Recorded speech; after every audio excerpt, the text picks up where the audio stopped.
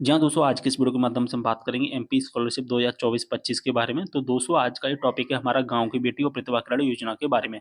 तो गाँव की बेटी और प्रतिभा कार्ड योजना का जो लाभ है ना, ऐसी बहुत सारी छात्राएँ हैं जिनको नहीं मिलेगा। कौन-कौन सी वे छात्राएँ हैं जिनको लाभ नहीं मिलेगा और उन्होंने क्या किया है जिस वजह से उनको लाभ नहीं मिलेगा, मैं सारी इन्फॉर्मेशन आपको बताऊँगा आज के इस वीडियो के माध्यम से।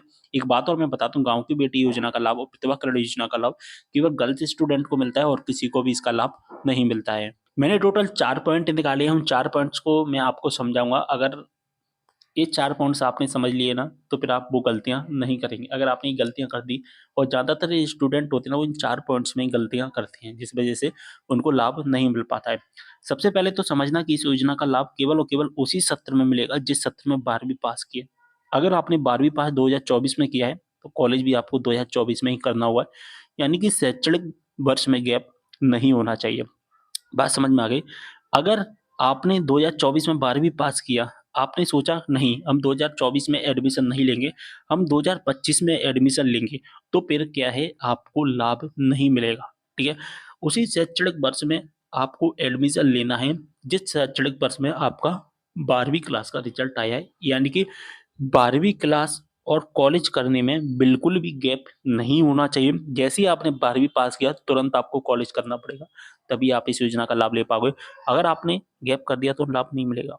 अब दूसरा पॉइंट समझना दोस्तों कि इस योजना को फर्स्ट ईयर में अप्लाई किया, यानी कि आपने क्या किया, आपने गाँव की बेटियाँ प्रतिभा कार्ड योजना में से जो भी योजना सेलेक्ट की थी, आपने फर्स्ट ईयर में अप्लाई कर दी थी, ठीक है?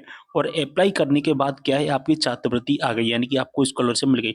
लेकिन इन केस किसी कारणवश आप सेकंड ईयर में अप्लाई नहीं कर पाए, ठीक है? सेकंड ईयर में अप्लाई नहीं कर पाए तो क्या होगा? ना तो आपकी सेकंड ईयर की स्कॉलरशिप आएगी, क्यों नहीं आएगी? क्योंकि आपने अप्लाई नहीं किया और साथ ही आपकी थर्ड ईयर की भी स्कॉलरशिप नहीं आएगी, यानी कि थर्ड ईयर की भी आपकी जो स्कॉलरशिप है लैप्स हो जाएगी। क्यों हो जाएगी? कि स आपकी छात्रवृत्ति क्यों नहीं मिलेगी?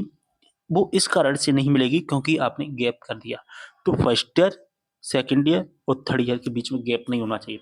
आपने अगर फर्स्ट ईयर में अप्लाई किया है तो सेकंड ईयर में भी अप्लाई करना पड़ेगा, तभी आपको छात्रवृत्ति मिलेगी। इस बात का आपको विशेष ध्यान रखना है, आपको गैप नहीं करना है।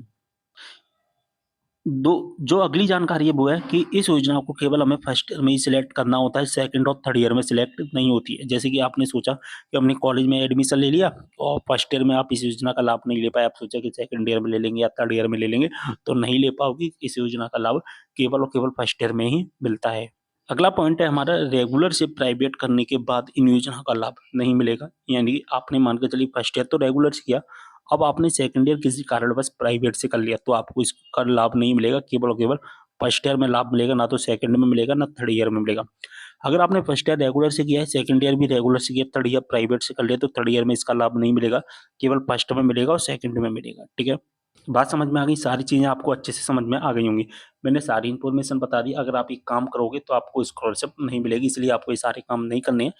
बहुत सारे स्टूडेंट कमेंट आते थे, इसलिए मैंने सोचा एक कंप्लीट वीडियो के माध्यम से सभी को इन्फॉर्मेशन दे देता हूँ। तो वीडियो को शेयर कर देना। मिलते हैं अगली वीडियो में एक और जानकारी के साथ, तब तक के लिए बाय।